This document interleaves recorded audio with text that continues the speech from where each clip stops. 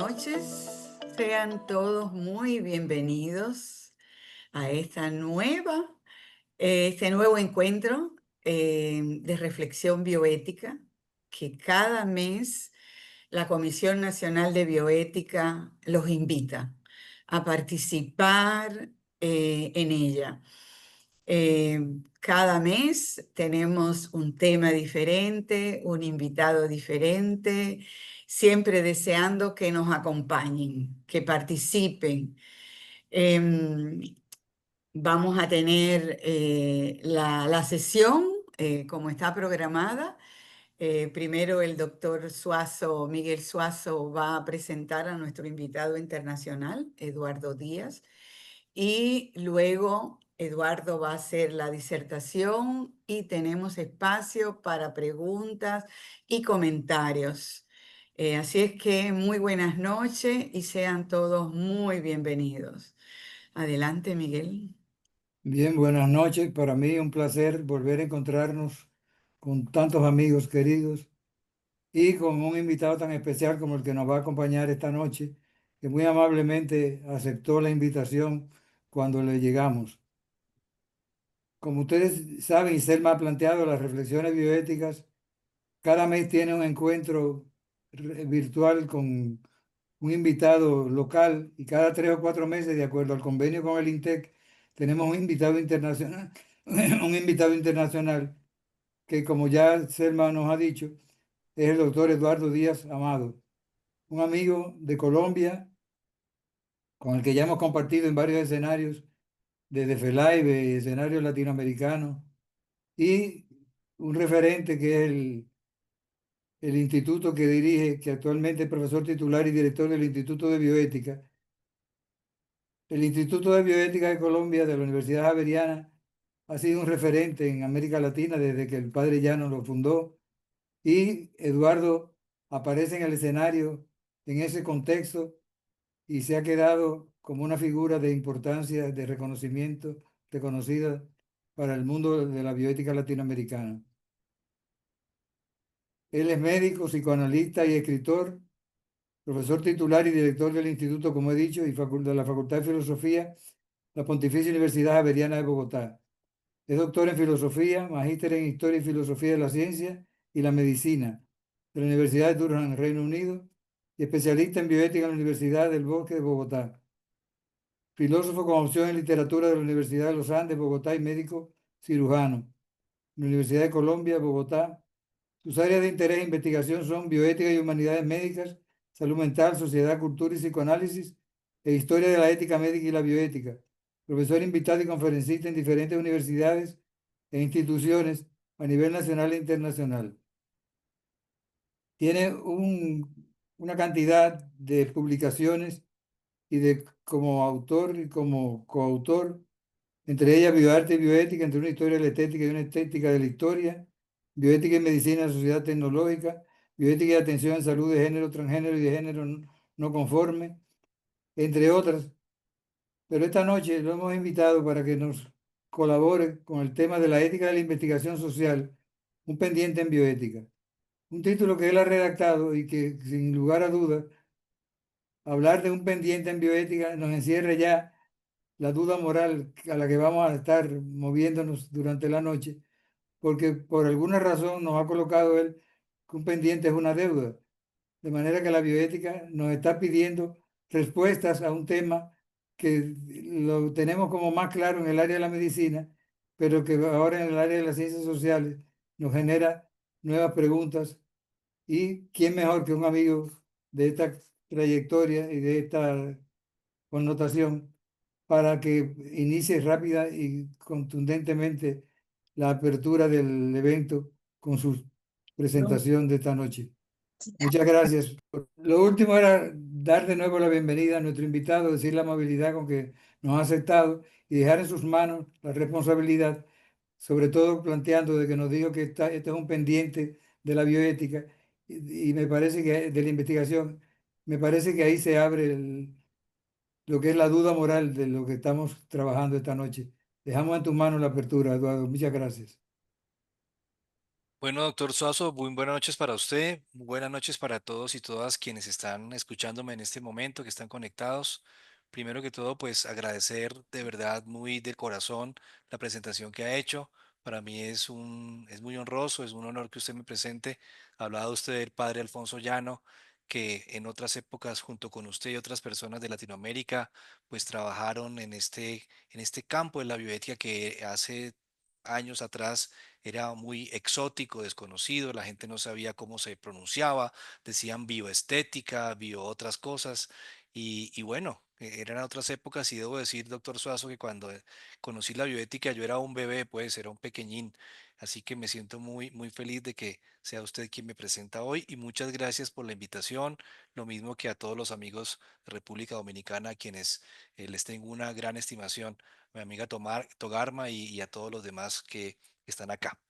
Eh, Empezaré por lo que por la bola de béisbol que me arrojó, que es el título que puse, ¿no? Bueno, Eduardo le puso una deuda, ¿cómo así? ¿Qué deuda la que tenemos acá? Así es. De todas maneras, la idea era desde ya provocar aquí con nosotros una reflexión sobre yo creo, un pendiente en bioética, que es el tema de la ética de la investigación en ciencias sociales. Y cuando digo ciencias sociales, tengamos presente, pues, digamos, como contrapartida el campo de las ciencias biomédicas. Hablo de ciencias sociales para referirme a un gran espacio, un gran área, una gran área en donde podemos ubicar áreas, profesiones, disciplinas como sociología, antropología, historia, eh, filosofía misma, estudios culturales, incluso la psicología podría también caber en un sentido acá, y otras más que hacen parte de este gran campo de las ciencias sociales. Entonces, creo que el tema de la ética de la investigación, que todos ustedes aquí seguramente están familiarizados y familiarizadas con él, pues no ha tenido el mismo desarrollo en este gran campo de las ciencias sociales como el que ha tenido en las ciencias biomédicas. Empecemos por ahí. Voy a poner mi presentación. Em, Dame un segundo para compartir. Bien, entonces, un punterito. Por supuesto, pues ya el profesor Suazo habló de mi afiliación institucional, que es la Pontificia Universidad Javeriana, aquí en Bogotá.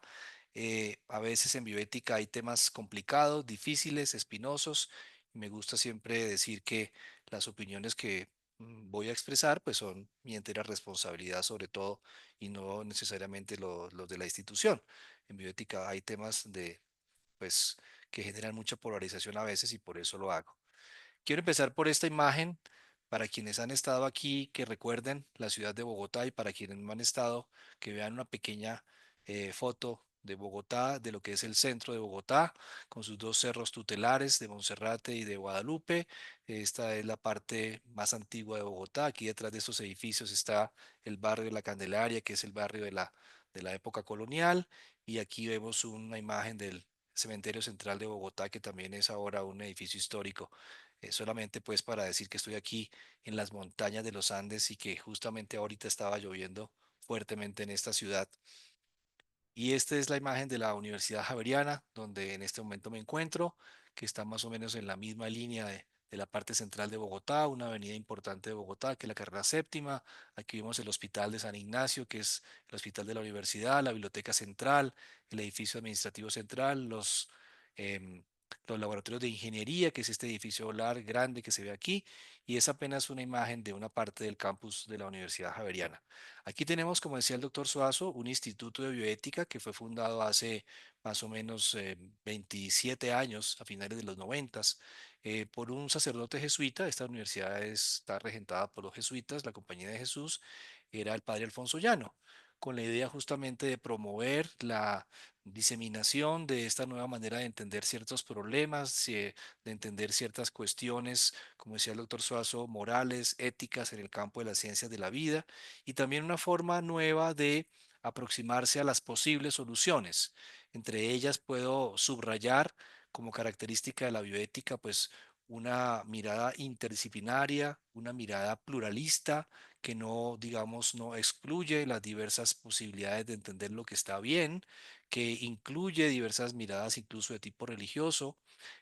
La bioética es por sí misma secular, no tiene una afiliación religiosa particular, por supuesto es incluyente y trata de analizar los problemas en ese diálogo interdisciplinario, lo que implica que pues no creemos que en estas cosas de las preguntas éticas que surgen en el campo de las ciencias de la vida, pues haya una especie de disciplina privilegiada, sino que se requiere la mirada de varias disciplinas porque la realidad misma es compleja. Entonces la bioética acude al diálogo, al consenso, a la discusión, al debate, pero más allá de eso, en todo caso, la bioética requiere una buena fundamentación ética, una buena fundamentación teórica, pero también una apelación necesariamente a la realidad. En eso, digamos, hay un, digamos, un punto intermedio entre filósofos y gente que trabaja en las ciencias en el laboratorio. Necesitamos las dos miradas, la mirada de la realidad y ahí aparecen entonces los diversos métodos de investigación, que es un poco lo que vamos a hablar hoy. Por ejemplo, los propios y característicos del área biomédica, pero también las ciencias sociales tienen métodos de investigación que miran la realidad, no necesariamente los mismos que están en el área biomédica, pero también hay un bagaje teórico que es necesario tener en bioética para poder analizar estos problemas. Esto quiere decir que quien entra a la bioética, si es médico, si es científico, si está en el campo de las ciencias biológicas, pues tendrá, digamos, el reto, la responsabilidad de ilustrarse, de aprender los lenguajes de los filósofos, de la ética y de las ciencias sociales para poder comprender cómo se ven los mismos problemas desde el otro lado. Lo mismo pasará para quienes entran a la bioética desde las ciencias sociales, desde la filosofía, desde la teología, por ejemplo, tendrán que aprender un poco sobre cómo piensan los biólogos, los médicos, los que están trabajando en el área de la salud, en el área de las ciencias naturales, etcétera. Esa es la riqueza de la bioética, la posibilidad de dialogar, de conversar juntos sobre los temas que nos implican la realidad. Para hablar entonces hoy y para compartir con ustedes estas reflexiones, pues voy a seguir este guión en términos de tres grandes puntos que quisiera señalar con respecto a lo que es la investigación en ciencias sociales y humanas.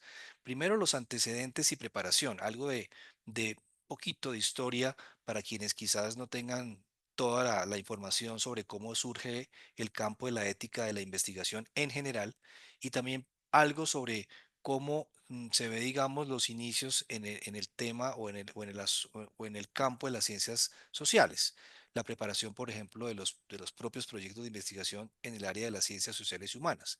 Luego, algunos elementos que quisiera resaltar en cuanto a la dinámica misma, la realización misma de los proyectos de investigación que tienen que ver con las ciencias sociales y humanas. Y finalmente, como algunos elementos que tienen que ver con etapas posteriores, ulteriores, y con lo que llamaría yo la posinvestigación, que también es, digamos, un momento importante y que a veces olvidamos. Que hace parte del proceso mismo de investigación. Esto es como en el comercio, ¿no? Hay una etapa preventa, venta y posventa. Y a veces pueden haber problemas distintivos en cada uno de esos momentos, dice, que son, digamos, posibles de distinguir. Empecemos por los antecedentes. Primero, pues hay que entender que hay un desarrollo de la investigación científica que ha sido, digamos, súper acelerado, muy prominente en las últimas décadas, podemos decir en el último siglo, 2 siglos, ha habido una, digamos, un inmenso mm, ámbito de desarrollo en el campo de la investigación científica, particularmente en el campo biomédico. Eso, por supuesto, es característico de nuestra época porque es una época que precisamente se ha distinguido por eso, ¿no? Porque hemos adquirido una serie de capacidades técnicas, de conocimiento, de penetración en los secretos de la vida que hacen que hayamos podido llegar al momento presente. Pensemos en el momento presente cuando ya conocemos, por ejemplo, muchas cosas acerca de nuestro material genético, incluso cómo manipularlo. Estamos en épocas del CRISPR-Cas9 y otras tecnologías que están permitiendo hacer genética, digamos, ingeniería genética, cambios genéticos, haciendo unas modificaciones que hace unas décadas atrás habrían sido imposibles. Apenas han pasado 70 años desde el descubrimiento digamos, de la doble hélice del ADN, de la estructura tridimensional del ADN. Han pasado apenas 70 años y ya estamos hablando de clonación, de terapéutica en los niños que no han nacido. Estamos hablando de cambios que se hacen entre diversos seres vivos, porque esto no solamente tiene que ver con seres humanos. La genética y las capacidades que tenemos hoy tienen que ver con procedimientos que se hacen a nivel de plantas, de virus, de bacterias, de animales y por supuesto de seres humanos. Eso por supuesto es algo novedoso, espectacular, pero también pues ha traído una serie de preguntas y problemáticas que ya vamos a mirar un poquito más, dieron origen a todo esto de la ética de la investigación. También ha habido una serie de cambios a nivel de las sociedades, ¿no? Pensemos en este desarrollo, por lo menos en Occidente, no podemos hablar del mundo entero como una sola unidad. Tenemos un mundo que tiene una diversidad de culturas, de maneras de entender la forma como hay que vivir, de principios éticos.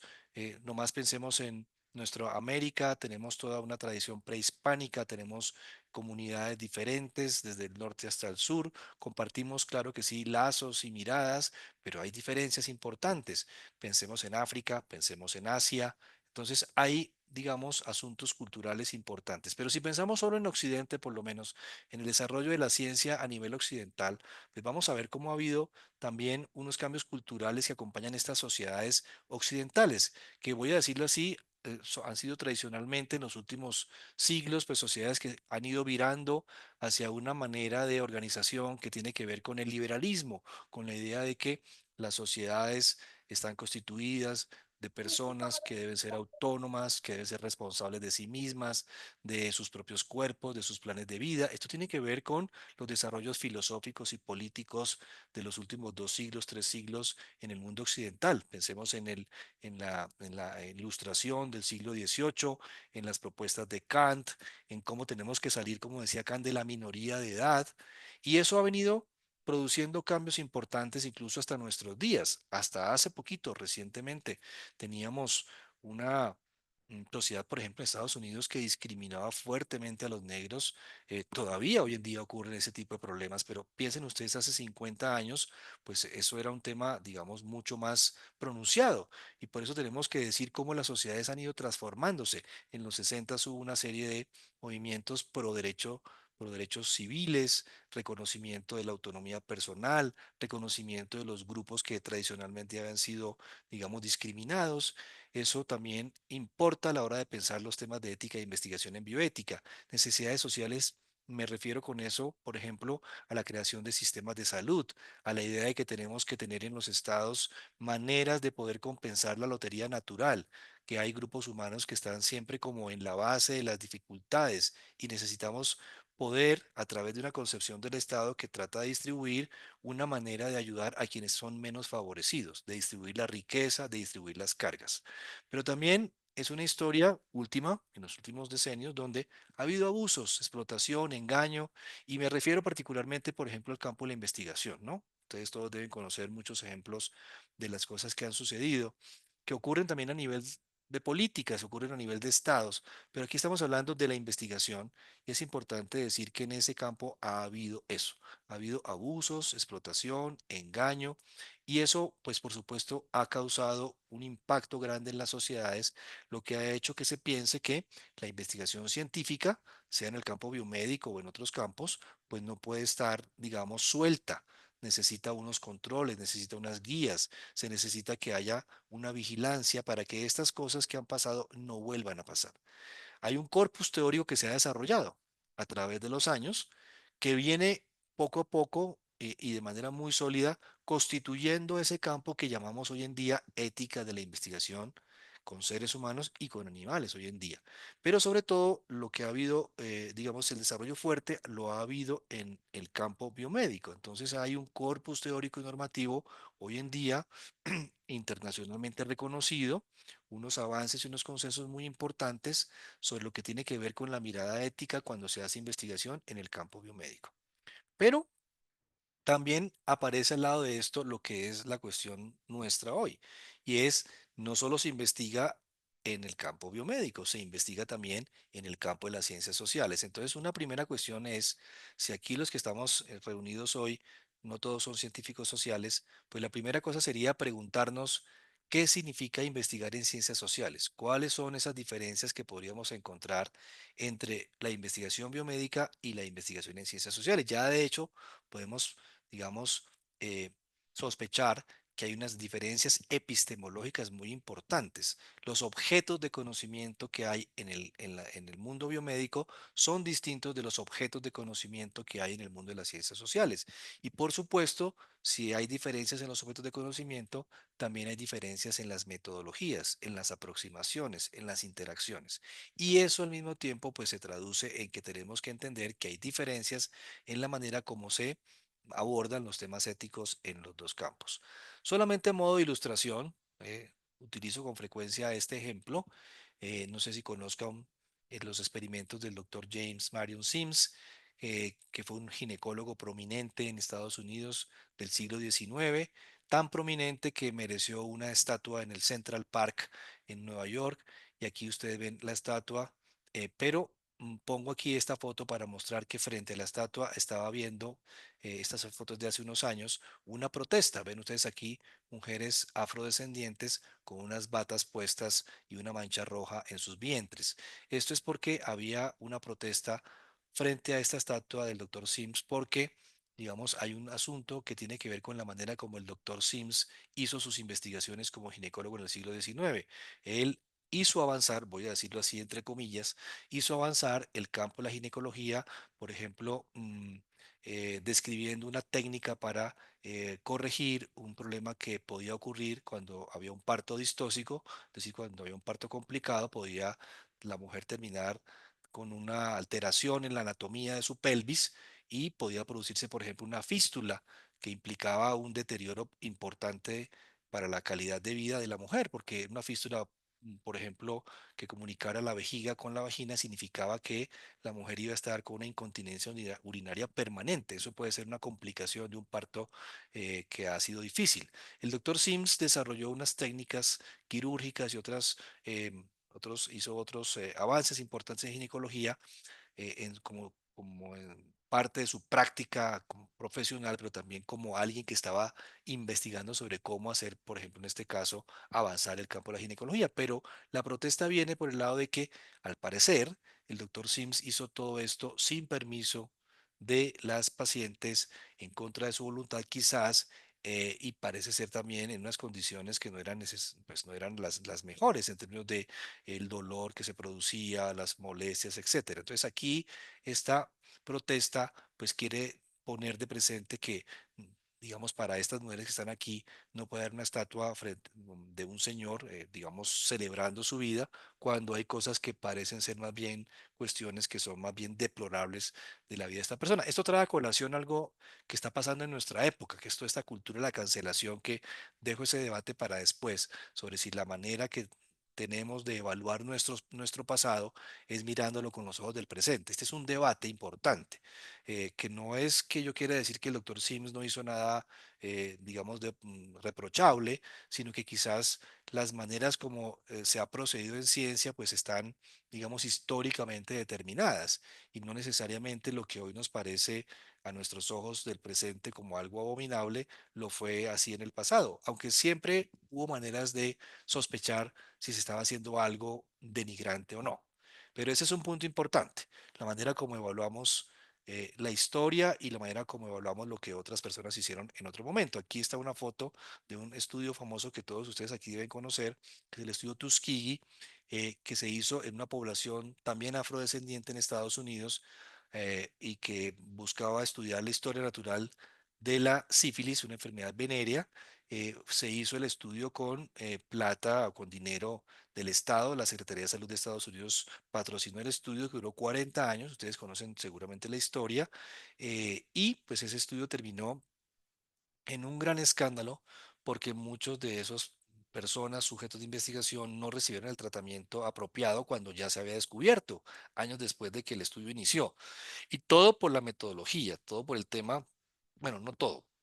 digamos, uno de los argumentos fue ese, ¿no? Que no se podía alterar el estudio porque entonces iba a dañar el objetivo del estudio, etcétera. Pero lo que se ha visto después de que muchas personas han examinado lo que pasó en Tuskegee, de hecho ese es el título de un libro de una famosa y excelente historiadora de la medicina en Estados Unidos que se llama Susan Reverby, que escribió un libro que se llama Examining Tuskegee, que es justamente mirar con ojos, digamos, en detalle, con ojos aguzados, lo que pasó en Tuskegee, que combina una cantidad de cosas muy importantes que pueden seguir pasando en nuestra época, y es prejuicios raciales, asuntos que tienen que ver con abuso con los vulnerables, abusos que se hacen en nombre de la ciencia, y lo importante de Tuskegee es que no se hizo por manos de gente criminal meramente, gente malévola que estaba haciendo este estudio para dañar a una población, sino que se hizo en nombre de la ciencia, con unos protocolos que estaban ahí, que estaban aceptados por comités científicos, etcétera. Este es el titular del periódico en Estados Unidos cuando se denunció el estudio y se armó el tremendo escándalo. Y en los años 90, pues el presidente de Estados Unidos tuvo que pedir perdón a la población de Tuskegee por los abusos cometidos. Este es el libro que les contaba de Susan Reverby. Y lo importante de esto es que no es que los abusos en investigación sean, como lo dije hace un momento, la acción de unas personas malévolas necesariamente. Lo que ocurre es que en ciertas condiciones, bajo ciertas circunstancias, personas comunes y corrientes con bata blanca en nombre de la ciencia, podemos terminar haciendo daño incluso sin darnos cuenta. Ese es, digamos, uno de los grandes mensajes de Tuskegee. Y como fruto de eso, pues surgió una necesidad en Estados Unidos que el presidente de ese entonces, Richard Nixon, entendió y creó una comisión especial para que se reuniera durante un buen tiempo, de hecho se reunió como 4 años, una comisión de personas distintas, eran teólogos, filósofos, abogados, médicos, para que examinaran de nuevo el tema y dijeran o sugirieran una manera, unos principios para que esto no volviera a ocurrir. De ahí surge el famoso informe Belmont, que termina produciendo tres grandes principios que ustedes todos conocen: el respeto por las personas, la beneficencia y la justicia, que en este libro que es, digamos, clásico en bioética, que se llama Principios de Ética Biomédica, pues termina el de beneficencia dividiéndose en dos, con el de no maleficencia, y esto entonces es lo que hoy conocemos como los cuatro grandes principios de la bioética, que es respeto por las personas, como digo yo, o respeto por la autonomía, es lo mismo, es sinónimo, beneficencia, no maleficencia y justicia. Estos grandes principios que vienen del informe Belmont y de este libro de principios de ética biomédica, pues terminaron convirtiéndose en el lenguaje, en la lengua franca, en el lenguaje natural de las discusiones éticas en el mundo biomédico. Pero fíjense ustedes que el origen de estos cuatro principios es particularmente cómo guiar la investigación biomédica, en particular en biomédica, pero esto ha terminado convirtiéndose en los principios de la ética médica en general. Bien, entonces hasta ahí lo que podemos decir es, con Tuskegee y otros ejemplos que no estoy aquí trayendo del campo biomédico, pues tenemos que entender que se fue construyendo o se ha venido construyendo una serie de mecanismos para que aseguremos, garanticemos que la investigación que se hace sea una investigación éticamente legítima, aceptable, justificada de manera adecuada. Y aquí traigo una propuesta que suelo siempre promover, y es que no hay un solo mecanismo para que la investigación biomédica sea éticamente aceptable. Necesitamos diversos mecanismos a diversos niveles para que logremos una mayor probabilidad de que esa investigación sea una investigación éticamente aceptable. El primer mecanismo son los documentos internacionales, las normas, los convenios, los códigos internacionales que, pues aunque no tengan a veces poder vinculante en cada país, se han venido constituyendo en, digamos, en un faro para poder iluminar lo que es una investigación éticamente aceptable. Ustedes conocen documentos seguramente como la Declaración de Helsinki, las pautas SIOMS, las normas de buena práctica clínica, la misma, digamos, informe Belmont puede servir, y otros más que están en el ámbito internacional. Cada país también debe tener una legislación adecuada, apropiada para regular los temas de investigación, que ojalá incluya lo que estos documentos internacionales dicen. Entonces, ese es un segundo nivel. Si en el país no hay ningún tipo de regulación, no hay ningún tipo de norma que muestre cómo se debe hacer la investigación biomédica, en este caso biomédica por ahora, pues va a ser muy difícil que podamos garantizar que esa investigación sea éticamente aceptable. Los comités de ética son un órgano importantísimo, un espacio fundamental para examinar cada protocolo, cada proyecto, de tal manera que más que ser un palo en la rueda para el investigador, sea un mecanismo que ayude al investigador para que los aspectos éticos queden bien cubiertos y examinados en su propia investigación. Esa es la función de un comité de ética de investigación, ayudar al investigador para que lo haga bien en ese sentido y además para garantizar que los derechos de los participantes en la investigación pues sean respetados adecuadamente. El consentimiento informado es un elemento importantísimo, es un mecanismo fundamental porque vivimos en una sociedad liberal, como lo dije, una sociedad que cree que la libertad individual, el derecho de decidir es algo sagrado. Entonces es necesario que la investigación se haga con arreglo a ese principio que tenemos en nuestras sociedades. ¿Eso qué quiere decir? Que ninguna investigación puede vincular participantes sin que ellos sepan de qué se trata, sin que den su permiso, sin que ellos hayan tenido la posibilidad de mirar los posibles riesgos, las posibles ventajas y que sean ellos quienes decidan si ingresan o no con ciertas garantías, por ejemplo, la confidencialidad, que va a ser muy importante en las ciencias sociales. Y finalmente está la ética del investigador, que es muy, muy importante porque para mirar los aspectos éticos de una investigación, el primero que lo tiene que hacer es el propio investigador. El propio investigador no puede dejar en manos de los comités este paso. Es el propio investigador quien tiene que dar cuenta de cuáles serían los posibles aspectos éticos en su investigación. Pero eso es biomedicina y lo quiero representar aquí con esta imagen del centro de simulación clínica que tenemos aquí en la universidad donde están unos estudiantes de medicina. Esto es parte de la página del hospital aquí de la Facultad de Medicina, que están aquí haciendo su trabajo con un maniquí, aprendiendo a hacer ciertos procedimientos. Este escenario hipertecnologizado, hablando de salud con cuerpos humanos, no es necesariamente el mismo en el que la mayoría de las veces están trabajando los científicos sociales, que trabajan con comunidades, comunidades indígenas, comunidades en las ciudades que son comunidades generalmente vulnerables, barrios populares, comunidades específicas, son, digamos, personas que están trabajando con conglomerados, por ejemplo, que están trabajando con personas dependiendo de su orientación sexual, etcétera, porque los objetivos de la investigación social no son evidentemente los mismos de la investigación biomédica, aunque por supuesto estas cosas se traslapan muchas veces. Entonces, hay unos retos particulares en la investigación en ciencias sociales que tenemos que reconocer, que ese es el punto. Comienzo a responder la pregunta del doctor Suazo. ¿Por qué está ese pendiente? Porque todo lo de la ética y la investigación hasta ahora ha sido de manera, digamos, predominante enfocado al campo biomédico y ni siquiera biomédico en general. Creo que hay un gran acento en las investigaciones de tipo clínico, es decir, las que patrocinan generalmente las farmacéuticas, a veces los hospitales, a veces las instituciones de salud también promueven este tipo de investigaciones, pero digamos, el grueso son investigaciones clínicas y de nuevas tecnologías. ¿Eso qué quiere decir? Que son investigaciones que implican la participación de pacientes, de personas humanas, con la, digamos, la connotación de que ha habido estudios previos en laboratorio, en modelos animales, etcétera. Entonces, ese es el gran grueso de la investigación biomédica, la investigación clínica, pero también se hace investigación básica, por supuesto, de laboratorio, etcétera. Y ahí es donde ha habido el gran acento. Entonces, un primer reto es que tenemos que superar lo que hasta ahora se ha hecho. Es la extrapolación del modelo biomédico al campo de las ciencias sociales y humanas. A los sociólogos, ni a los antropólogos, ni a los literatos, ni a los filósofos les gusta mucho que se haga esta extrapolación, porque esa extrapolación termina produciendo unos ruidos importantes ahí, porque ya lo dije hace un ratico, hay epistemologías diferentes, hay objetos de conocimiento distintos, y esa extrapolación no se puede hacer sin que cause algunos inconvenientes. Lo segundo es que incluso los propios investigadores sociales no ven, aquí puse entre comillas, no ver en la investigación social aspectos éticos implicados es un reto importante. Los propios, como digo yo, los propios científicos sociales a veces dicen, pero yo no estoy aquí tratando pacientes, yo no estoy tomando muestras de sangre, no estoy tomando ningún tipo de tejido, así que no tengo ningún tipo de problema ético. Bueno, eso no es cierto, porque en ciencias sociales estamos hablando de datos, estamos hablando de identidad, estamos hablando de vulnerabilidades, de otras cosas que son importantes y que tienen que ver con la ética. Es importante también notar que en la perspectiva biomédica hay todo un acento en la perspectiva liberal, como lo decía yo, en la autonomía personal.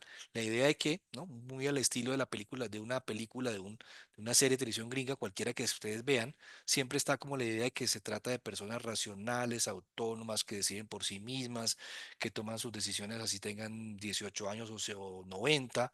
Pues eso es una perspectiva interesante, sí. Yo también creo en lo mismo, en que debemos tener la posibilidad de decidir cualquiera sea nuestra edad, pero lo que se pierde de vista es que las comunidades tienen conexiones distintas, las culturas son diferentes.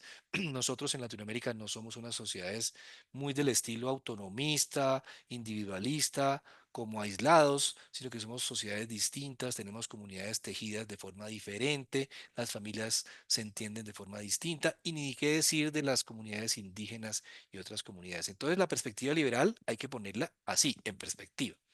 El predominio de la ciencia positivista y el marco de la industria del conocimiento. Esto también es importante, porque si ustedes lo miran con detalle, hay toda una industria de la investigación en el mundo biomédico, en producción de nuevos medicamentos, producción de nuevas vacunas, nuevos aparatos para hacer procedimientos en el mundo, etcétera, etcétera. Y hay todo un mundo que incluye economía, que incluye flujo de dinero, que incluye inversiones, etcétera, etcétera.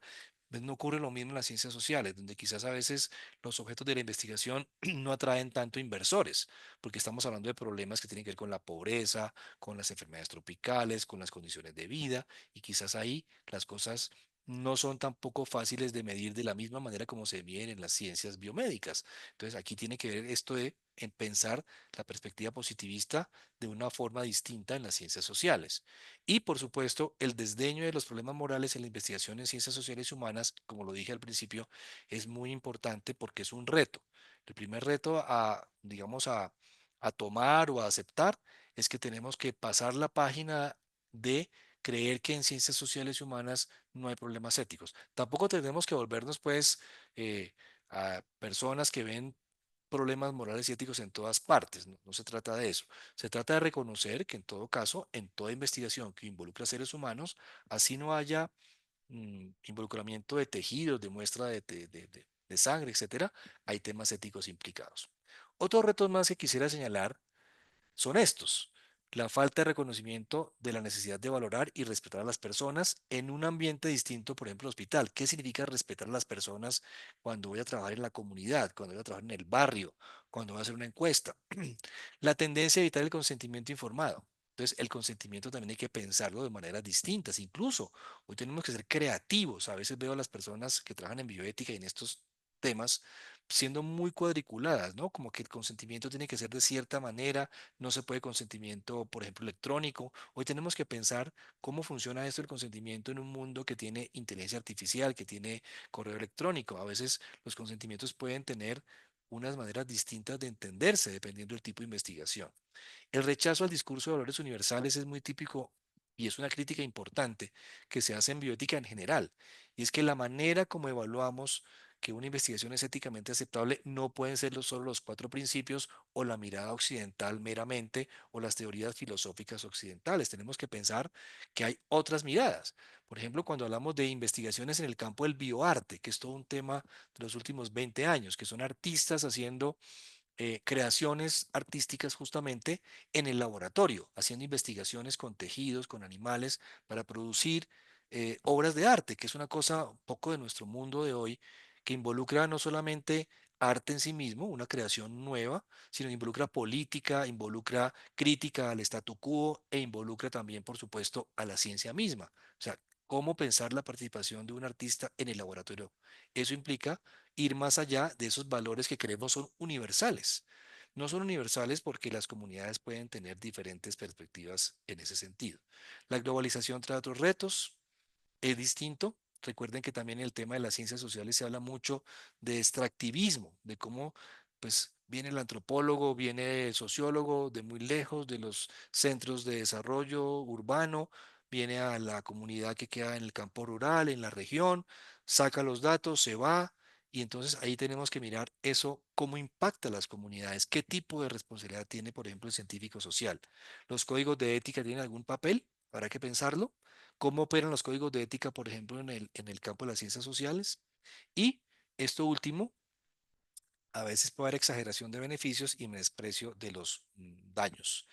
Es importante darnos cuenta que en el campo de las ciencias sociales hay metodologías que implican mirar pues que los aspectos éticos pueden ser, digamos, distintos a como se ve en un simple consentimiento informado de una persona que va a dar una muestra de sangre para examinar un genoma, para examinar un tipo de marcador genético, etcétera. Aquí hablamos de entrevistas, de cuestionarios, de observación participativa, de etnografía, de grupos focales, de el tema, por ejemplo, de investigaciones que implican engaño a los investigados. Y aquí hay todo un campo importante. Hay varios artículos, por ejemplo, sobre el famoso caso Milgram en los años 60, cuando se engañó a ciertas personas para hacer el papel de profesores con la idea de investigar.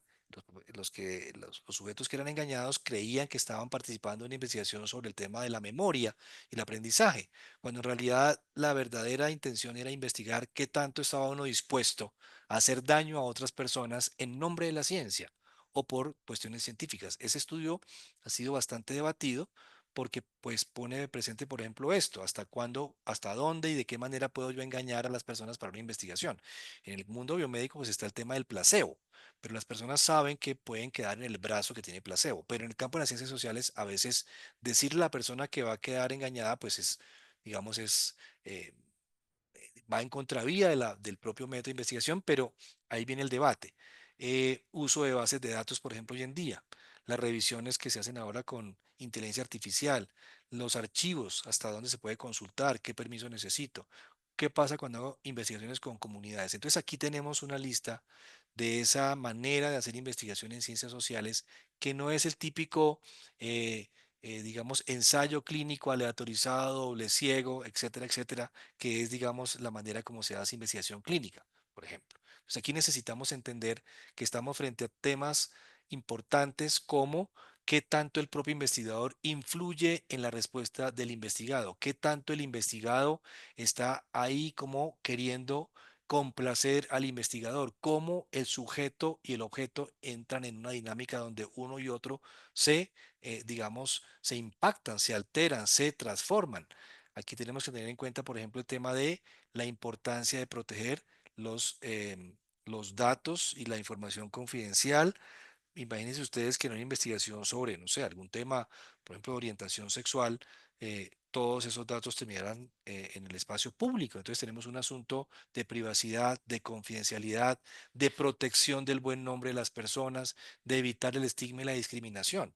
Imagínense ustedes que saliera a la luz pública, ese es otro estudio el estudio de Humphreys, que se hizo en los 60, que tiene que ver con encuentros sexuales en baños públicos y en parques. Es un estudio interesante. Hay un artículo bonito de Santi, de la profesora Santi, que analiza tres estudios clásicos en ciencias sociales. Uno de ellos, el de Humphreys, que tiene que ver justamente con cómo ciertos hombres acudían a ciertos lugares públicos para tener encuentros sexuales fortuitos y pasajeros.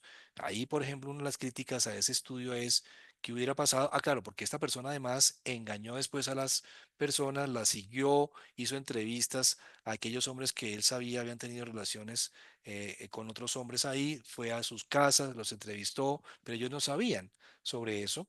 Y entonces la crítica es qué hubiera pasado si hubieran revelado los nombres de estas personas, qué hubiera pasado si estas personas que tenían familia, hijos, esposa, etcétera, hubiesen terminado en el espacio público revelándose que tenían algún contacto sexual con otro hombre en un parque.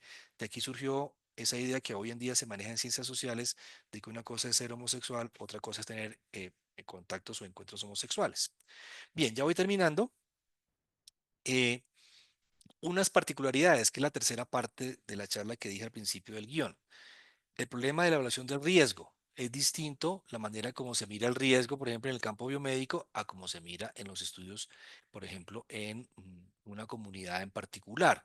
¿Cómo se examina el riesgo? Hay que mirar esa particularidad. Es importante esto en relación con agendas políticas. En ciencias sociales creo que es más fácil ver cómo hay un cierto compromiso con la investigación misma. Es decir, uno no puede como científico social ir a investigar sobre la pobreza, sobre el abuso con niños, sobre la violencia intrafamiliar y no hacer nada. La investigación social en general, esto puede ser objeto de debate, tiene en sí misma digamos, una meta que tiene que ver con la solución de problemas serios de las comunidades y las personas. Claro, la otra también, por supuesto, quien investiga para un nuevo medicamento para una enfermedad, pues también tiene esa intención. Pero aquí tenemos que entender que una cosa es eso allá en el hospital, una enfermedad que se puede curar con un medicamento, y aquí estamos hablando de condiciones sociales que yo como científico social estoy viendo frente a mí y no haga nada. Entonces aquí tenemos un punto importante. Eh, por supuesto, tiene que ver aquí la investigación social con el reconocimiento y a la denuncia incluso de relaciones de poder, con el tema de la descolonización hoy en día, ¿no? Todo este tema de la decolonialidad y la forma como se produce el saber en un mundo que ha tenido siempre como unos centros de mando para decir qué es lo que está bien y qué es lo que está mal. Poblaciones particulares que tienen que ver con... em, pues con que tienen necesidades específicas. Pensemos en las investigaciones que se hacen con inmigrantes, por ejemplo, hoy en día en nuestro continente, todo lo que implica la investigación con inmigrantes y, digamos, no ver que tenemos que hacer algo frente a esa situación terrible de estas personas o con la comunidad LGTBI. Y no puedo dejar de lado el tema de los animales y el medio ambiente, donde también las ciencias sociales hacen investigación. Los comités de bioética deben estar preparados para ser capaces de evaluar, de examinar, discutir proyectos y protocolos de investigación de ciencias sociales, justamente porque hasta ahora los comités de bioética siempre han estado en una dinámica que está trazada por las normas de ética de investigación en el campo biomédico. Entonces se habla generalmente, por ejemplo, las normas de buena práctica clínica. Entonces digamos, hay un procedimiento estándar.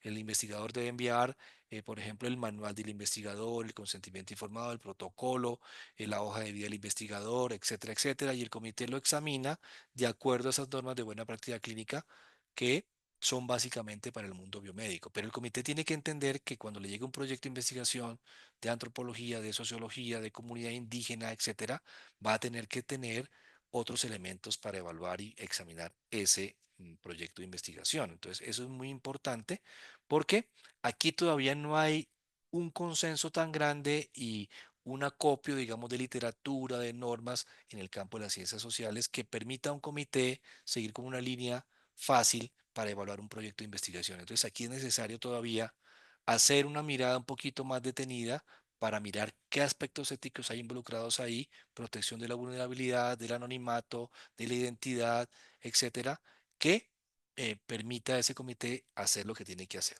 Y, por supuesto, ya terminando, pues aquí, como decía la profesora Santi, habla de la vulnerabilidad, que es un asunto súper importante en la investigación en ciencias sociales, ¿no? Leo simplemente para avanzar. En el campo de la investigación, en ciencias sociales, el concepto de vulnerabilidad es una noción escasamente abordada en la bibliografía especializada como en las guías éticas. Si bien se realizan numerosas investigaciones con grupos sumamente vulnerables, el análisis del concepto de vulnerabilidad y su vinculación con la investigación social no ha sido problematizado suficientemente en bioética, agregaría yo, que es parte de esa deuda de la que estaba hablando al principio. Y una cita aquí del profesor Lorenzo Agar de Chile, ¿no? Y que es muy importante con lo que decía de esa cercanía que hay entre la investigación social y la acción, digámoslo así. Se trata de reducir la distancia entre lo social, estudiado a través de metodologías cuantitativas, duras, apolíneas, masculinas, y la socialidad, marcada por las metodologías cualitativas, blandas, dionisíacas, femeninas. Me parece bonito como lo dice Lorenzo Agar en este sentido. En el campo de las ciencias sociales tenemos que tener presente que vale muchísimo, por ejemplo, la subjetividad, la expresividad, los sentimientos, las emociones, la intimidad. Ahí hay una cantidad de cosas que en el campo biomédico no están, digamos, tan bien reconocidas, ¿no? Entonces es necesario tener presente eso. En conclusión, pues es necesario desarrollar un marco de reflexión y propuestas sobre los aspectos éticos de la investigación en ciencias sociales y humanas, más allá de la extrapolación y el efecto de lo biomédico. Digamos, este es un trabajo que tenemos pendiente. Construir también un marco que nos ayude a guiarnos en la manera como examinamos proyectos de investigación en ciencias sociales, sin que eso implique de nuestro lado ser excesivamente, digamos, cuadriculados, exigentes, pero tampoco laxos y ciegos frente a lo que está pasando ahí. En ciencias sociales y humanas falta incluir plenamente la ética de la investigación, como ya ocurrió en el campo biomédico, Pero en el campo biomédico hace falta incluir la perspectiva de las ciencias sociales y humanas. Esa es una cosa importante y que no había dicho a lo largo de mi presentación. Claro que sí, es importante también del otro lado. En el campo biomédico hemos olvidado una cantidad de cosas que en las ciencias sociales sí tenemos en cuenta. La ética, la investigación y la bioética no son independientes de las epistemologías, de las prácticas y las metodologías. Entonces, no podemos tener una especie como de menú igualito para todos. Tenemos que tener presente esas diferencias epistemológicas y de objeto de conocimiento entre un campo y el otro. Las agendas políticas e ideológicas pueden jugar a favor o en contra en el tema de la ética y la investigación en ciencias sociales y humanas. Entonces, este es un punto importante que merece que, digamos, le demos atención a este pendiente en bioética. Creo que eso era todo. Muchas gracias. Listo. Gracias. Creo que el doctor Suazo va a tomar la palabra. Mientras los presentes pueden escribir sus preguntas, ya de hecho tenemos algunas. Bien, tenemos algunas preguntas, pero pueden seguir escribiendo y también tenemos comentarios valorando la presentación del doctor Eduardo Díaz. Bueno, aquí hay una, ¿no? ¿Cómo garantizar la integridad en el proceso de investigación social? No sé si te digo otras más y luego tú intervienes o prefiere. Sí, Pues como tú digas. adelante. Bueno, yo creo que un primer punto es, bueno, y para contarles, aquí estamos en la universidad. mm, Hicimos una propuesta de proyecto de investigación justamente sobre esto, sobre algo así como cuáles serían los fundamentos y maneras de proceder en ética de investigación en ciencias sociales. Entonces, discutiendo la construcción del proyecto, pensábamos que no podíamos plantear una mirada para todas las ciencias sociales en general como tan de manera sencilla, porque igual hay diferencias entre antropólogos, sociólogos, historiadores, etcétera. Entonces, para empezar, el primer punto, para responder la pregunta, habría que tener en cuenta, de nuevo, la particular, digamos, epistemología y el objeto de conocimiento del que se esté hablando. Una investigación histórica no es igual que una investigación sociológica. Entonces, respetar la integridad de las personas implica reconocer, en el campo biomédico, por ejemplo, que las personas son autónomas y tienen derecho a decidir. Aquí también, solo que aquí la autonomía habría que mirarla en un sentido un poquito más contextual. Por ejemplo, hablamos de autonomía relacional. Quizás la autonomía no sea de la misma manera entendida en una comunidad indígena, en una comunidad, por ejemplo, ¿cómo sería la autonomía si voy a hacer una investigación con personas que están detenidas en una cárcel, presos?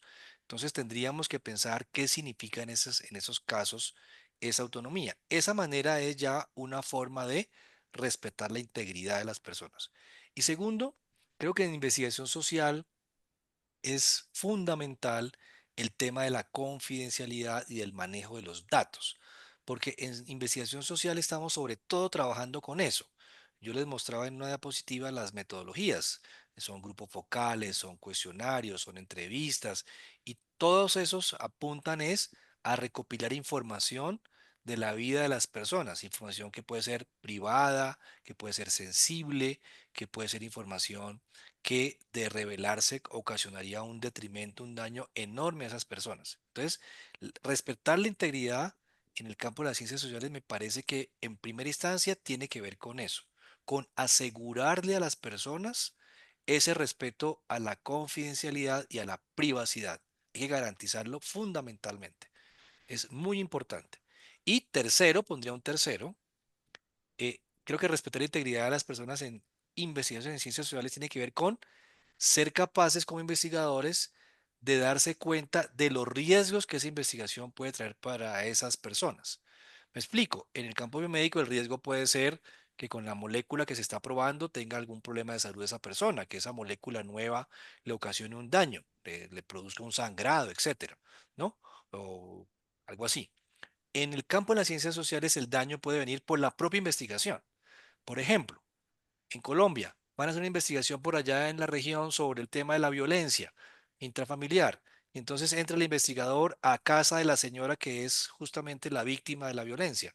¿Qué va a pasar cuando ese personaje, que es el que vive con ella, note que vino alguien a preguntarle a ella sobre temas de violencia?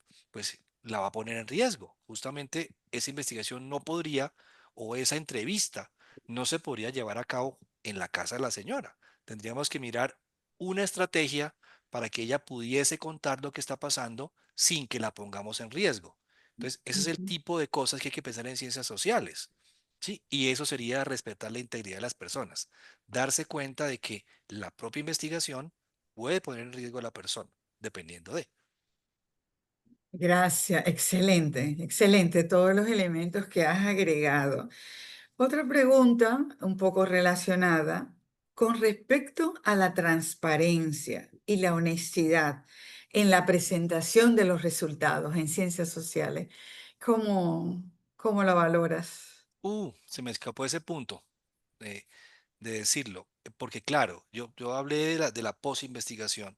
Y por supuesto el tema de la, por ejemplo, en los comités de ética e investigación en el campo biomédico, de hecho, tenemos una falencia porque la mayoría de personas, incluyéndome, podemos saber de estos temas de ética e investigación, de estas normas internacionales, pero poco sabemos de la forma como se hace el análisis estadístico, de los métodos que hay ahí para hacer el análisis de los datos recopilados. Poco sabemos de eso. Y casi nunca hay un estadístico, a veces hay un epidemiólogo, casi siempre, pero no necesariamente el epidemiólogo es capaz a veces de darse cuenta de algunas cuestiones que están pasando en el análisis de los datos, de las cifras. Y muchas veces el problema está ahí, en el análisis de esas cifras. Ustedes saben que pues, la estadística es una área en la cual uno puede decir mentiras, pues poniendo los números bien puestos. Entonces, ese es un problema. Necesitamos personas que sepan del análisis estadístico, de la manera de cómo se está haciendo ese análisis posterior para que no ocurra lo que la pregunta implica. Y lo segundo, entonces primero análisis, y lo segundo, por supuesto en el tema, por ejemplo, de las publicaciones, de la manera como se presenta la información, pues ahí también hay todo un reto en ciencias sociales, porque tiene que ver a veces con problemas que están conectados con asuntos políticos de la realidad cotidiana. Entonces, vuelvo y pongo el ejemplo Colombia, ¿no? Entonces, una investigación sobre el tema de la paz. Pues ustedes se imaginarán ustedes lo que uno va a decir sobre los actores en conflicto, pues dependiendo quién lo diga, entonces va a haber un problema ahí si no se hace de una manera adecuada. Entonces, estoy de acuerdo con que es un reto la manera como el investigador social presenta su investigación, los resultados. Muchas veces, termino con esto, muchas veces, voy a decirlo así, a ver cómo suena, le gana al investigador su propia agenda política cuando quiere presentar los resultados. Entonces hay que tener mucho cuidado para que no pase ni lo uno ni lo otro, ¿no? Diría yo. Excelente, gracias. Bueno, Selma, Selma. sí. Sí, no, yo tengo una pregunta muy sencilla y es ¿cómo trabajan ustedes dentro de los marcos bioéticos de la biomedicina el tema de la interdisciplinariedad, que se supone, como usted mismo ha dicho, que puede haber antropólogos, puede haber sociólogos, puede haber estadísticos, o sea, puede haber toda una serie de investigadores en ciencias sociales también. ¿Cómo aunar esa interdisciplinariedad en contextos tan diversos? La pregunta del millón, claro. Por ejemplo, voy a dar un ejemplo. Aquí en la universidad estamos en este momento en un cambio del modelo como vamos a hacer la evaluación de los protocolos de investigación. Y ese modelo implica que va a haber como un comité de ética de investigación que va a mirar protocolos o proyectos justamente de varios campos de las ciencias sociales. Ahí vamos a tener, estamos en ese proceso, estamos construyéndolo, vamos a tener que tener personas en el comité que tengan como esas miradas distintas. Ahora, no necesariamente, esta es una opinión ya más mía personal, no necesariamente uno tiene que ser antropólogo titulado para poder mirar un proyecto de No, investigación de claro. antropología. Debe tener unas bases, claro que sí, de cómo funcionan, por ejemplo, los métodos cualitativos, de cómo funcionan algunas metodologías en el campo de la antropología. Porque lo importante es que quien está evaluando el protocolo pueda examinar que objetivos, metodología, etcétera, pues están respetando la confidencialidad, están respetando el manejo de los datos, no están poniendo en peligro las personas, etcétera. Entonces yo creería que mm, la manera de hacer esto que tú preguntas es considerando que una mirada de grupo con diversas miradas, con presentes, ayuda. Y lo segundo, y si hay científicos sociales me van a jalar el pelo, lo segundo es empezar por ellos mismos, que es un tema problemático, ¿no? Los propios científicos sociales son bastante reacios a aceptar esto que estoy diciendo, porque, claro, la naturaleza de las ciencias sociales es distinta a la de las ciencias biomédicas. Entonces, los científicos sociales tienen tendencia a resistirse, voy a decirlo así, a decir esto no nos va, esto no es con nosotros, no nos gusta, ¿cómo así? ¿Quién nos va a imponer? Esto corresponde a los centros de poder del mundo, nos están imponiendo una metodología que no es. Entonces, hay todo un debate que creo que puede zanjarse por el lado de no construir esto por fuera, desde afuera, sino que esto tiene que ser una cosa de conversación interna de la comunidad, decir, bueno, hasta ahora nosotros no pensábamos que esto era con nosotros, no vamos a funcionar con el modelo biomédico, hablemos entre nosotros para ver, y cuando digo nosotros me refiero a los antropólogos, a los sociólogos, hablemos para mirar cómo podríamos comenzar a, digamos, verificar algunos elementos sencillos, fundamentales, como cualquiera hace su investigación en sociología, antropología, psicología, por favor, tenga en cuenta estas cuatro cositas, la confidencialidad, la vulnerabilidad, etcétera. Pienso que ese puede ser un buen camino, que los científicos sociales no sientan que les están imponiendo como una especie de normas que vienen del campo biomédico,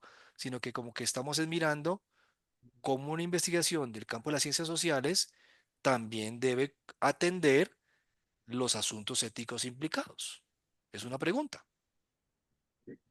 creo yo. Gracias. Gracias. Muchas gracias. Togar me ha pedido la palabra, pero me gustaría unir la pregunta de Dilenia a la respuesta de Eduardo, porque ya Zacarías había escrito algo, pero está relacionado. Posiblemente Zacarías va a sentir que ya fue respondido. Él escribió, excelente, induce a una reflexión de la investigación biomédica en República Dominicana. Aun cuando lo refirió de manera implícita, creo que uno de los pendientes de la bioética en la investigación sería recomendar la colaboración entre disciplinas. ¿Qué opinas? Creo que realmente coincide con el Sí, tema que trajo Dilenia, ¿no? de acuerdo.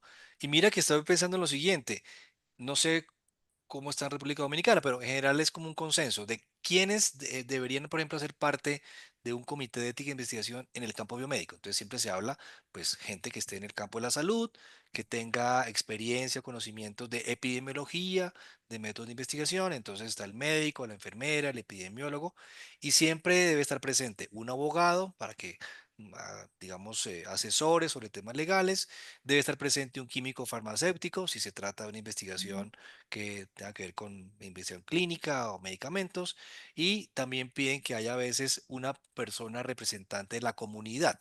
Es, por lo menos esa es la norma en Colombia. Y representante de la comunidad no significa alguien que no sepa de nada, nada, sino alguien que sea ilustrado, pero que no sea el campo biomédico, que sea alguien que pueda participar. Hasta ahí llega la norma, hasta ahí. Pero yo me pregunto, eso es lo que me acaba de ocurrir con lo que estaban ustedes diciendo, me pregunto, por ejemplo, o más bien no me pregunto, sino digo, sería muy interesante ver cuánto podría, por ejemplo, aportar alguien de las ciencias sociales en un comité de ética de investigación biomédica, un sociólogo, un antropólogo, etcétera, ¿sí? Se me olvidó el Que psicólogo. psicólogo, bueno, historiador, ¿no? Entonces yo creo que ahí sería muy interesante cómo la investigación biomédica también se enriquecería con la mirada de las ciencias sociales, así sea muy biomédico el proyecto de investigación, ¿sí? Estoy recordando un caso de un proyecto que tiene que ver con unos niños a los que se les iba a, no me acuerdo bien, perdóneme si mi memoria me falla, pero tenía que ver con una investigación donde se iba a examinar el tema de la vitamina A y el déficit en la capacidad de desarrollo visual. Entonces recuerdo que en ese comité todo estaba perfecto metodológicamente, muy bien la manera como el investigador iba a recopilar los datos, pero al final alguien dijo, pero ¿cómo puede ser posible que este investigador vaya allá a la comunidad, haga su investigación, encuentre que hay unos niños que tienen deficiencia de vitamina A y por lo tanto están teniendo un problema visual y ya hasta ahí llegue su trabajo? ¿Cómo va a dejar a esos niños que tienen deficiencia de vitamina A sin decir algo, sin decir, oiga, usted no puede dejar a ese niño sin, hay que ponerle un suplemento de vitamina A? No podría pasar. Pero fíjense que eso pasa. El investigador está tan metido en su cosa de recopilar la información que no se da cuenta que no puede ir a hacerse investigación y dejar a unos niños descubiertos que van a tener ceguera cuando crezcan. Eso no me parece una manera de decir aquí que un científico social podría aportar mucho en las investigaciones biomédicas también. Bueno, como Togarma hace un ratito la pidió, le vamos a dar la palabra a ella y luego volvemos al chat. Ok. Adelante, Togarma. Gracias, Eduardo. Tú has ido respondiendo ya parte de lo que yo quería preguntar y comentarte. Número uno es la parte, cuando hablan de representantes de la comunidad, por lo general en los comités de bioética tenemos a una persona en representación de la comunidad. Pero yo entiendo que debe de ser de esa comunidad, un representante de la comunidad donde se va a hacer el estudio, porque es quien puede realmente conocer los intereses y defender los intereses de esa comunidad y no tener un como uno para todo, ya el que está con nosotros. Y lo otro es justamente cómo nosotros defender esos intereses porque los investigadores sociales y todos los biomédicos van a la comunidad, hacen el levantamiento, buscan sus datos, pero la comunidad misma después ni se entera de cuáles son los resultados, ni se entera ni siquiera de, o sea, el compromiso que debe tener el investigador para poder comunicar esos resultados y ayudar a buscar soluciones. Eso que acabas de decir es fundamental y tampoco lo dije, se me olvidó, y es la responsabilidad que tiene el investigador de retornar a la comunidad los resultados de su investigación. Claro que sí, tienes toda la razón.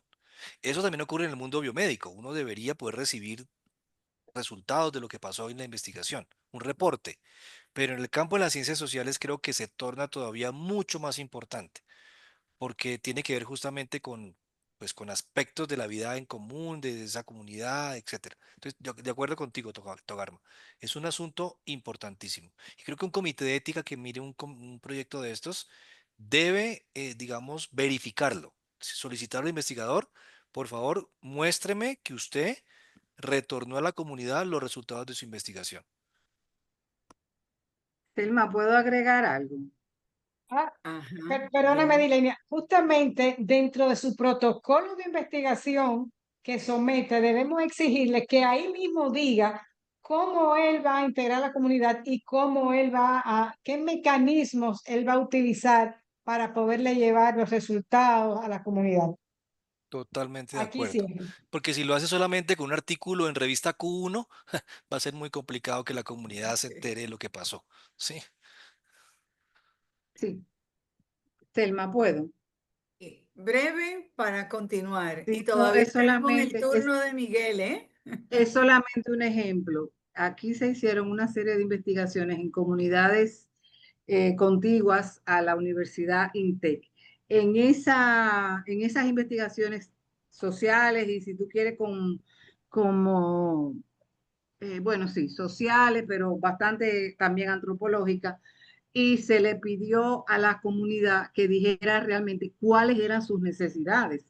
La comunidad habló de sus necesidades, pero el Estado, el gobierno, tenía otras intenciones. Y dentro de esas intenciones había que ver lo que la comunidad pedía, que era muy breve. En el caso, por ejemplo, de un semáforo, que lo que quiere un semáforo para evitar que se siga muriendo gente en accidentes de tránsito. Y la otra cuestión era las necesidades reales que decía el Estado, el investigador del Estado, que se iba a hacer ahí. Bueno, pues ahí había que hacer cuestiones de agua, de electricidad, de no sé qué, pero ellos lo que querían era un semáforo. Entonces ahí tú tienes una alternativa medio difícil, porque la gente lo que quiere es eso, pero tú le estás dando otra cosa que la necesitan también, pero para ellos eso en ese momento era primordial. Gracias, Elma. No, gracias, gracias a ti. Bien, bueno, decía que tenemos comentarios valorando la exposición, excelente exposición, enhorabuena, excelente, muy necesario el tema en nuestro ámbito, muy asertivo en las respuestas, gracias. Bueno, aquí hay otra pregunta. Muy buena exposición, grandes retos. Me pregunto, ¿cómo evitar la manipulación en ciencias sociales? Revisión. Bueno, Y pues, hay otro comentario ajá, sí. que dice otra intervención. Los sociólogos y la antropología son necesarios, pues ayudan a entender los comportamientos con formas de relacionarse de los individuos. Bueno, es un comentario, no una pregunta. Bien, bueno, si quieres intervenir y luego le damos la palabra al doctor Miguel Suazo. No, me quedé pensando en la pregunta que hicieron, ¿no? ¿Cómo evitar la manipulación en las ciencias sociales? Pues, digamos, vacuna contra eso no existe, ¿no? Es difícil, complicado. Pero como decía hace un rato, lo que hay que tener presente es que como que conjugar varios elementos, varias estrategias, puede ayudar a reducir la posibilidad de ciertos errores, de ciertos problemas. Entonces, por ejemplo, si hay una investigación de ciencias sociales, sea sociología, antropología, literatura, historia, psicología, em, si se cumple con varias cosas. Por ejemplo, que esa investigación está hecha metodológicamente de manera adecuada, porque ese es el primer paso en cualquier investigación para que sea éticamente aceptable, sea biomédica o no.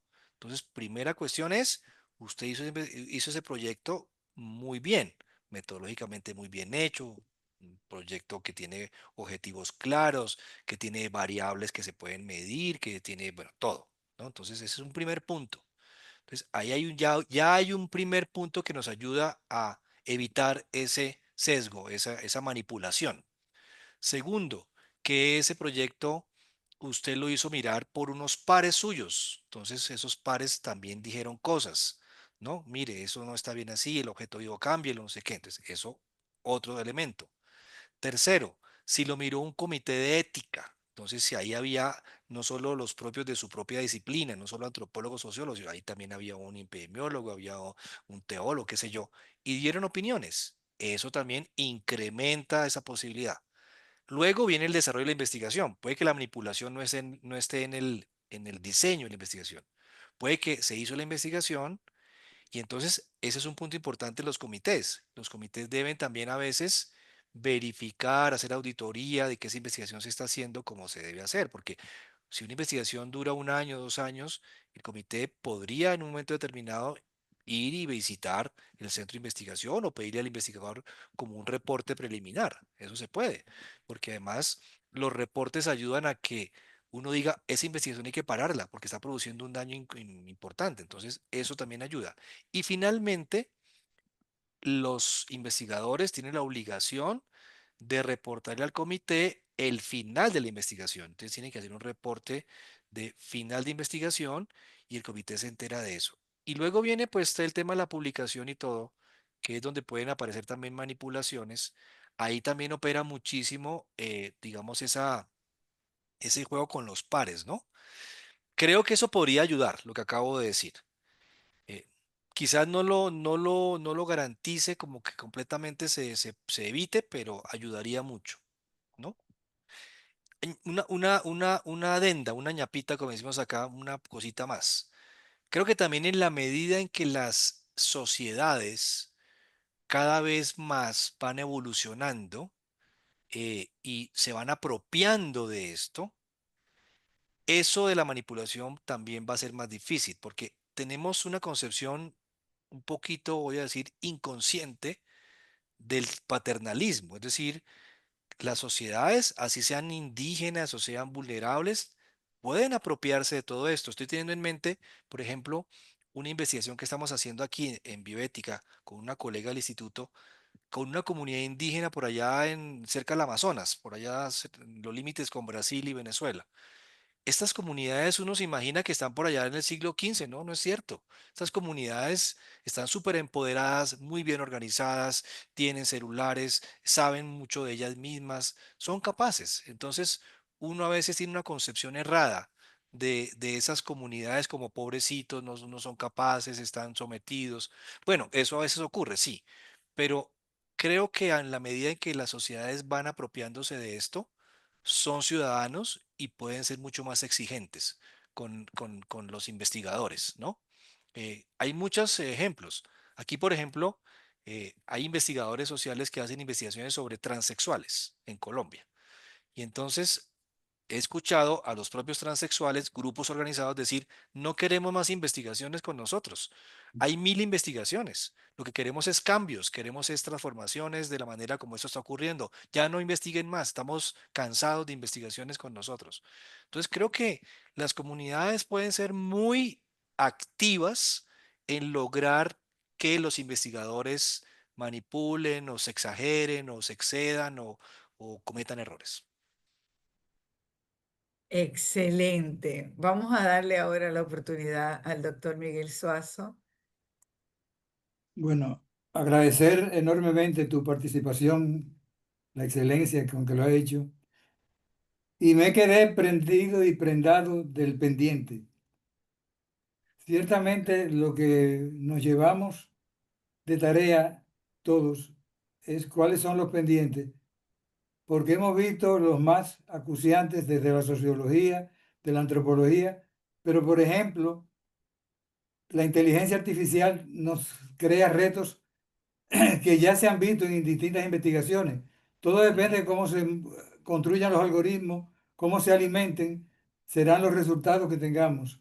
Y eso ahí, el manejo ético de los datos, tiene mucho por donde trabajarse. Ya sabemos que se han hecho, que con muchos sesgos, se han hecho algunos estudios donde la captación de la información por ese machismo o el paternalismo o cualquiera de los elementos que hemos mencionado, son los que lo alimentan y los resultados, lo que sale como producto, es entonces un modelo orientado hacia uno de los lados.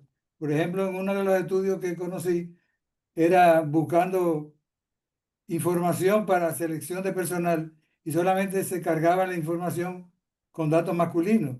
Entonces después, lógicamente, las mujeres no participaban o con la imagen física virtual de la cara para poder ubicar la orientación sexual de la persona según ellos interpretaban. Y entonces ahí había otro sesgo y otra manipulación. De manera que los elementos que se han planteado esta noche, yo creo que nos alimentan la búsqueda necesaria que tenemos que hacer. El segundo elemento que me parece para mí muy importante es cuando tú planteabas como un pendiente la no extrapolar del método biomédico al social o viceversa, que uno captara al otro. Creo que los dos elementos que tú lo planteaste también, como la creatividad y la innovación, podría llevarnos a no caer en los límites de uno ni del otro, sino cómo hacerlos complementarios. Me explico, tenemos una experiencia en uno de los hospitales en que está el Comité de Ética e Investigación, el Comité de Bioética Asistencial, y en vez de llegar a estas medidas de carácter social, lo que existe es un comité de ética institucional, que es el que tiene que ver cómo vincular al uno con el otro y las ciencias sociales, cómo aparecen, sin tener que salir del ámbito del mismo hospital. Tercero y último, en esa innovación, en esa creatividad, en ese mismo ejemplo que estoy poniendo, hemos hecho un método que le hemos llamado intermedio o híbrido, donde ni los códigos de ética se convierten en la lectura sacrosanta y constitucional, ni la deliberación como la única forma de abordar la metodología, Entonces, un elemento intermedio es donde desde ese comité institucional, tanto los códigos como el proceso de la metodología deliberativa toman una participación importante y ahí estamos dando respuesta a la creatividad y a la innovación a que tú has hecho referencia. Riesgos que veo, que tú lo has planteado excelentemente, cómo todo va a depender de la manipulación, de la alimentación, de lo que nos están preguntando sobre la transparencia. Todos esos elementos van a depender de la claridad con que se tenga la parte del diseño y la alimentación para poder obtener esto. Bueno, si sigo leyendo lo que tengo, seguimos la noche. Sencillamente agradecerte porque nos ha planteado unos retos que sabíamos de algunos, pero no imaginábamos que eran tantos. Y realmente ha dado luz, sobre todo con las fundamentaciones éticas, porque volviéndonos desde el origen a Tuskegee y Willowbrook y todos esos ejemplos existentes, se saca una conclusión de que se salva la humanidad con el experimento Tuskegee y tú puedes decir, ciertamente se salva porque se conoció algo que se desconocía, pero el fundamento no es correcto. De manera que tenemos temas de fundamento, temas de metodología, temas de expectativas con la pendiente que tú has planteado y que para mí, como te dije, me deja pendiente, prendido y prendado de que es una tarea que tenemos por concluir. Yo sé que hay más preguntas, Selma, que hay más participación, pero la hora y el abuso ya con el invitado, sería bueno que diéramos por finalizado, agradeciéndote enormemente tu participación y para que los compañeros sepan la amabilidad con que aceptó desde el primer día. Ya él ha participado en el país. Estuvimos junto con el evento de los jesuitas a principios de año. Sé que estuviste con los cirujanos plásticos, sé que tienes otras posibilidades y agradecemos lo que la Comisión Nacional y el INTE ha hecho esta noche con tus grandísimos aportes. Pues muchas gracias, doctor Suazo. En todo caso, con lo que todos han dicho, con esta conversación que hemos tenido, con lo que usted acaba de contarnos de sus conclusiones, pues a mí también me surgen como tres grandes conclusiones alternativas, voy a decir, a las que había puesto en la diapositiva. La primera es que cuando hablamos de ética de investigación, como tenemos tan metido el modelo biomédico, pues no estoy hablando solamente de ese menú de normas, que sí las nombré, pero creo que el tema de la ética es la posibilidad de la pregunta. Es que los investigadores, sean científicos sociales o sean médicos, se lo pregunten, porque es que ese es el primer punto, ¿no? Cuando uno no ve, pues no ve. Ese es el primer punto. O sea, tenemos que aprender a ver, para no ver, pues, ni pecados en todas partes, pero tampoco ver que todo está bien. Entonces, es la primera cosa. Y ahí la ética tiene que ver, creo yo, con varias cosas, pero subrayo dos. Uno, que podamos en un proyecto de investigación garantizar a las personas sus derechos, garantizárselos de derechos que pueden estar, por ejemplo, inspirados en la Declaración de Derechos Humanos, en la Declaración de Bioética y Derechos Humanos, o en el país habrá una declaración, pero las personas tenemos unos derechos fundamentales. Entonces, ese es un primer punto para el tema ético. Y un segundo punto importante, garantizar la protección de esas personas ante los riesgos. Llámense riesgos biológicos, riesgos reputacionales, riesgos de mi vida privada, riesgos de datos, lo que sea, datos sensibles, pero protección. Entonces, una investigación tiene que tener en cuenta esas dos cosas si está hablando de ética. Segundo elemento de mi conclusión alternativa. Los comités de ética de investigación, me gusta subrayarlo siempre, son instancias que ayudan al investigador. Cuando uno está en un comité de investigación, tiene que verse a sí mismo de esa manera. Como yo estoy aquí para ayudarte a que eso que estás haciendo te quede bien hecho en todos los aspectos. Esa es la intención que debe tener un miembro de un comité de ética de investigación. Y es importante que los investigadores así lo sientan, que lo vean de esa manera, porque eso crea una sensación de confianza y de apertura a los comités de ética e investigación. Cuando eso no ocurre y los comités son más bien como sanedrines de jueces o de gente que imparte justicia y descabeza personas, pues eso hace que los comités de ética e investigación tengan mala fama y no funcionen bien. Un comité de ética e investigación ayuda al investigador y le dice, mira, chévere tu investigación, muy bonita, muy buena, pero mira, arregla esto, haz aquí esto, te falta esto. Eso es lo que hay que hacer.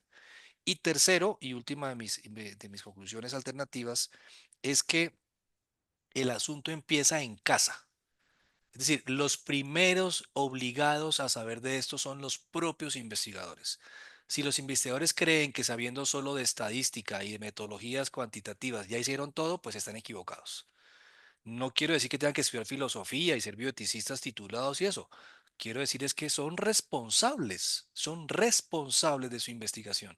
Y si hay un daño en la investigación a los sujetos, si hay un asunto que quedó mal hecho, ellos tienen que responder porque ellos tienen que preocuparse también de eso. Puede ser muy importante el investigador en el país, puede ser el doctor más importante, pero es responsable de examinar y de tener en cuenta qué aspectos éticos habría que mirar ahí en su propia investigación. Esas serían mis tres grandes conclusiones también que me surgen gracias a ustedes a la conversación que estamos teniendo. De nuevo, gracias Eduardo, gracias a todos y cada uno de los presentes. Esta grabación va a ser colocada en el canal de YouTube de la comisión.